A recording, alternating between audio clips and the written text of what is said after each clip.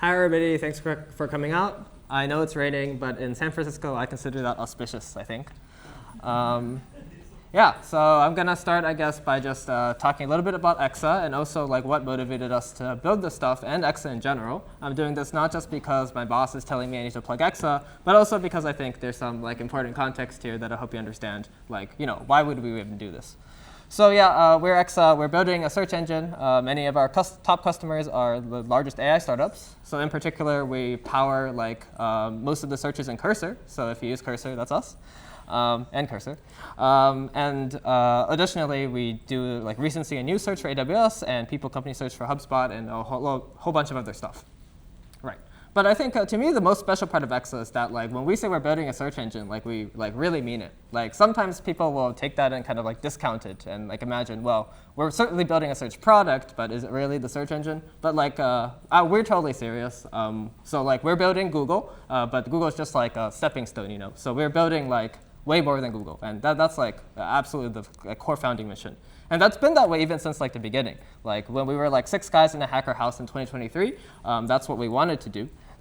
And like the question is like, why would we even take this on? Like, what justifies the notion that we could like take on Google like this and aspire to really do way better? And there are many reasons for this, and certainly I think a large one is probably just some kind of like irrational confidence and a kind of arrogance that this is something we can do. And to me, a reason that happens to me is actually a particular thing. It's this. I'd like to introduce the structure and interpretation of computer programs. It's a legendary textbook and course out of MIT by Abelson and Sussman. It used to be 6001 in MIT. But the main thing I took away from this, and I was really inspired by, is about building like big systems out of little parts and really understanding like all the abstraction layers and deciding like judiciously, like sometimes we want to solve the little problems, sometimes we're going to solve a more general problem, which is going to knock out a bunch of smaller problems, right? And this was in Scheme, and so by necessity, it was a very raw, pure course where they would build like really big systems out of like fundamental like primitives. And so what happened was like a few years ago, my sister actually went to MIT, and I asked her, hey, did you take this 6001? And she said, yeah, but it was in Python. And they had also renamed it. So evidently there was a change for various reasons, and I'm sure like much of the course material was the same. But like this happened for like some kind of reason, like between 1984 and now. And I guess it might be interesting to hear from Sussman actually. This was Sussman 2016. That's 10 years ago. That's wild. But yeah, so don't worry, this is just like 90 seconds. So. Program. At the beginning of the 1990s, continuing from the past, big were made out of little parts like addition, subtraction, multiplication, division, cons, car-codr, stuff like that. At the end, there were these enormous libraries of things like graphics libraries and this, that, and the other, with thousands of functions written into giant manuals. Okay? And so what I discovered around the middle of the 1990s was my students were spending most of their time reading man pages. It was a very different thing from the kind of programming that we were teaching. So what I suppose the answer was that it seemed to be that the change in the engineering type that was needed in the future with no longer so much pressure on understanding how a bigger thing is made out of smaller things by combining the parts and understanding that how, from the piece of the way the parts work and the ways they're put together, how you get something bigger to work. That's sort of analysis and synthesis view, okay? To one which is more like science. You grab this piece of library and you poke at it. You write programs that poke at it, see what it does, and you say, can I tweak it to do the thing I want? Which is what we do now a lot. Okay, and that was true of the chips as well. So it seemed to me that we had the kind of engineering we were doing, it was although still important intellectually, it was no longer relevant to the kind of things people are needing. Yeah, so he'll go on to say that like this is a part of the reason why MIT, or he thinks this is part of the reason why MIT might have changed it to Python, which is a more practical programming language where you can just import a ton of stuff and poke and prod at it until it works. And I guess he's prescient. Like that was 2016, but now we're certainly poking and prodding at really complex systems in different ways to try to elicit the sort of behavior we want, right? And so that's another like way of thinking of programming. Back in the old days, we would like try to elicit this complex behavior by decomposing it, but now there's ways to elicit tons of complex behavior by calling into really complex stuff. And well, this is not, I don't think it's a pejorative, and actually I think that Sussman is being a little bit uncharitable here, although maybe I'm misinterpreting him, I hope I'm not. But I think that like these are both like critical parts of modern engineering, where we want to do like empirical study on very large systems, because that's the only way we can interact with them, while also like collapsing them into primitives, which we can build on and use that to tackle like what we believe is our core competency. And at Exa, because we believe our core competency is really like web search, like all of it, and that we want to get like really good at it from the bottom up, from the AI agents doing the searches all the way down to the bits, or even potentially the chips. That's why we feel that we're willing to build so many things and capture so many primitives as a matter of expertise. That's why we train our own models, that's why we build our own vector DB, and that's why today I'll be talking about Exa-D. And so yeah, so to me, this idea of like science and poking and prodding and things is definitely not like a pejorative, except for one case, right? And this is the case.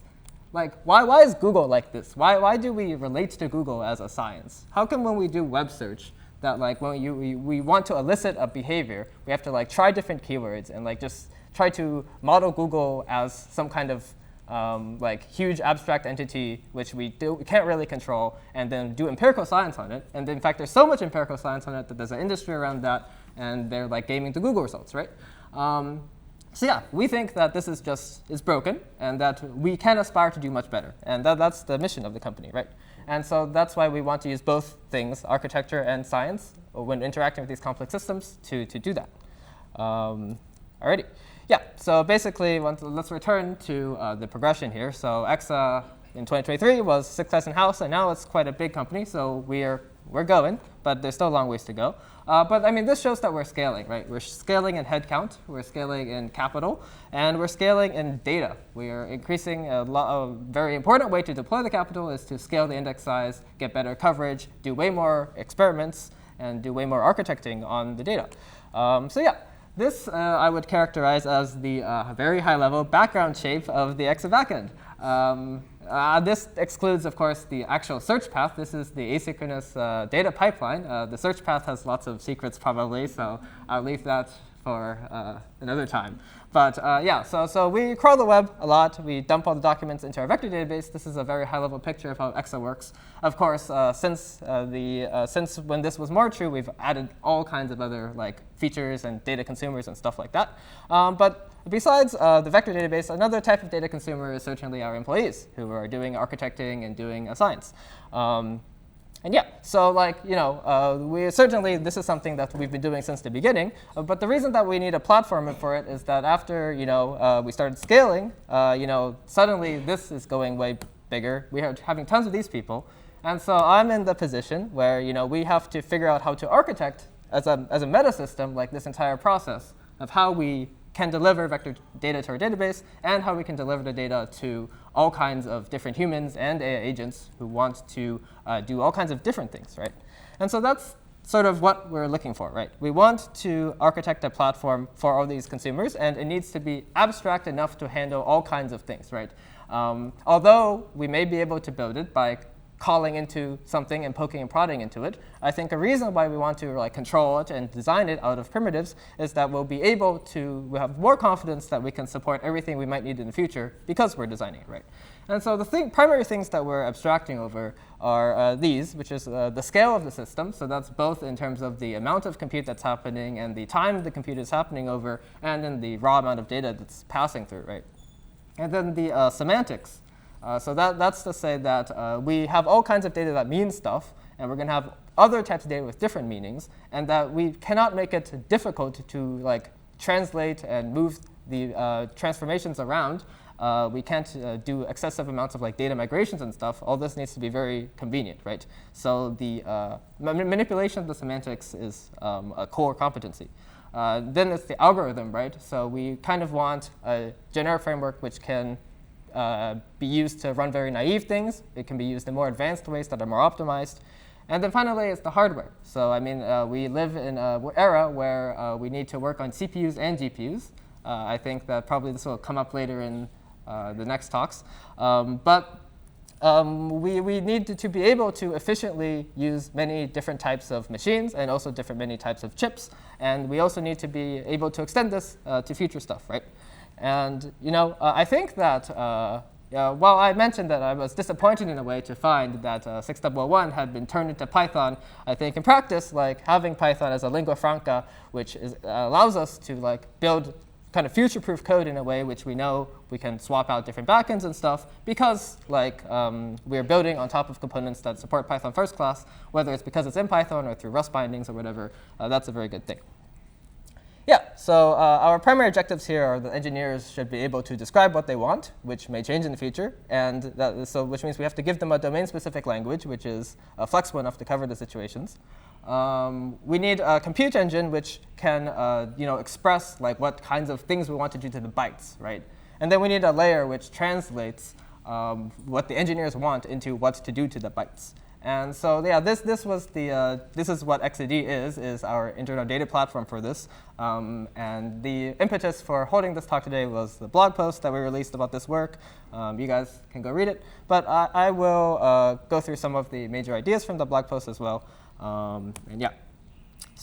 So basically, I want to start from like what people will see is how people will interact with the system, right? And so we kind of don't want to make compromises on convenience because as a startup, we need to move very fast. We're willing to spend twice as much if we can move faster. Well, this may or may not be true depending on how much we scale up this thing, but for now, I think certainly the developer experience is paramount. And so that means that we kind of want to minimize the amount of moving parts and the state that you need to keep track of. And one way to do that is to try to make it opinionated and have people write their jobs as declarative dependency graphs. So what this means is that if you want something to happen to the data, you describe what you want to happen, and then you call an execution engine to make it happen. And the execution engine will very predictably do one of two things. It'll either succeed, which means it processed everything, or it will fail, which means it did not process everything. But we want it to kind of just work in the sense that if you run it again, it might succeed that time, and you can trust it's making some incremental progress. And then furthermore, basically, once we have this declarative DAG, this is an example in Excel spreadsheet form where we've declared a base column and then several columns which are derived from it. Once we have this, then we actually have objects, and so there are some very nice, convenient things around currying arguments into stuff and passing things around that allow us to do a lot of code reuse, right? And so this is preferable to, I think, having, let's say, an AI rewrite the script every time where it reads it in a slightly different way. And this kind of very naturally lends itself to developing a kind of maintained library code, which is also very legible to agents. Right. Next, so now we have declared what we want to do, but we haven't described yet what's happening under the hood, what are the bytes doing. And so at some point, we need to persist the bytes, right? And it's a kind of a paradigm shift from when you're talking about abstract mathematics to stuff that we've actually written to S3. And so we have to think carefully about what medium we're going to store the data as, because the migration of mathematics is easy and cheap. That's just like shipping code. But migrating data, scaling with the amount of data, and it's going to get harder over time. And so we chose Lance for the storage layer. This is for several reasons, but we have some features that we use. One of this is that the Lance has a manifest, and the manifest tells you what's in the data set. And in particular, it supports columns that are missing and fragments, which are contiguous row sets that are missing. And this allows us to get a bird's eye view of what is the state of the data set. And that's very valuable because this basically wraps up the state management for is my job done or not. The question of whether my job is done or not is simply is the data set in the state that it's supposed to be, and that's something which we can kind of query in O1 time because we just have to look up the manifest. And so yeah, basically we can just use the manifest to calculate a diff between what data should be there and what data we are declaring that we want there to be, and that sort of does our query planning for us. This is something that we built. Next is that basically, so the way we relate different tables to each other is that we kind of use a form of duck typing, where if my workflow wants some columns to be there and the columns exist, then we are able to apply this to the table. So that allows us to like capture a lot of different semantics around, I have this workflow which is supposed to work on several different tables, and basically we can use a form of type checking so that you can just kind of freely run your workflow on the tables, and if it works, it's fine. If it doesn't, if it's not compatible, it's going to fail, and you're never ever going to corrupt data because this is all like checked by the manifest and the typing and all that stuff. And then finally, the manifest allows us to have distributed consistency for free. Now, I think a very hard problem is that how we do the orchestration in order to scale out with compute, right? We want to throw like twice as much money at the system and have twice as much stuff happen, and hopefully about the same amount of time. And this requires a model of like, well, if two writers are writing at the same time, like what is going to happen? And the manifest makes that very clear. And so basically, it's either going to succeed or it's going to fail. This is a common theme where we try to make the behavior of the system, the different states it can be in, very legible. And that allows us to model like what should retry, and then it'll eventually succeed. And at no point is there opportunity for the data to become corrupted. So yeah, basically these are some of the features we use from Lance.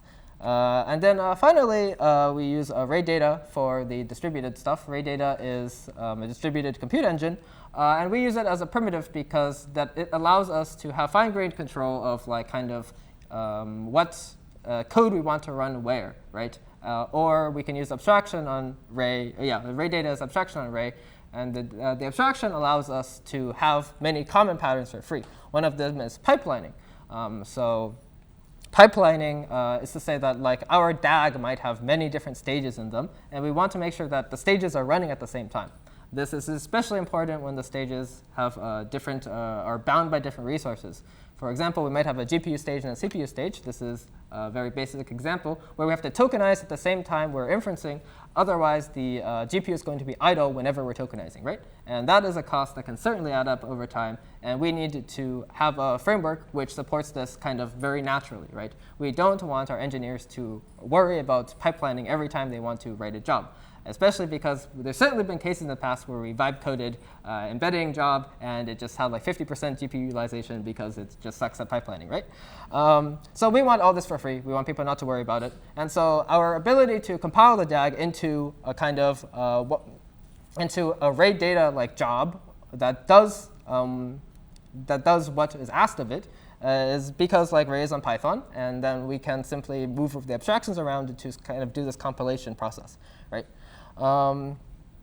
So yeah, and then I mean, there's also very nice features such as like we can make sure that if the GPUs are done working in our job, that the GPUs will spin down early, so that we can sort of do the efficient auto scaling and not overspend while like there are like stragglers and stuff.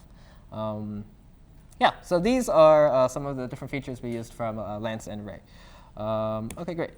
Yeah, so I'd like to close it out by just saying that it's a really good time to be an architect scientist. Like I mentioned before, that one of the reasons why we thought we could build Exa is because of some kind of just like irrational arrogance. But I think there's also a rational reason why it's possible today to disrupt such a very established incumbent that has lots of resources and has worked very hard.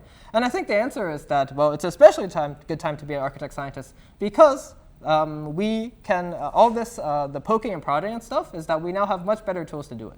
So first of all, we have access to all these powerful open source libraries, which are doing lots of stuff for us. And second of all, we have agents and tools which allow us to much more efficiently do that part of the work.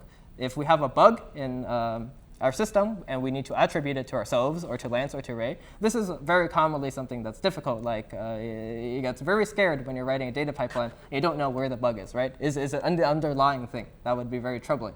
Luckily, now we can just read the code, or the AI can read the code, right? This is, again, a very nice aspect of the sort of full Python stack, and the fact that agents are very strong, and we can just diagnose things and make PRs upstream.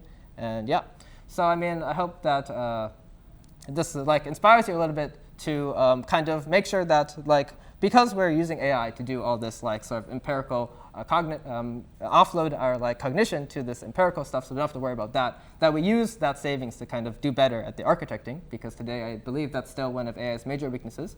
And that's because that architecting is a business thing. It's about thinking of like what are the full requirements of everything in the total context. And I think that as engineers, like that's sort of also one of the most rewarding parts of the work, is properly modeling the problem and breaking it down, and then we can offload all the like boring parts of the AI. Right? OK, great. That's what I had today. Thank you.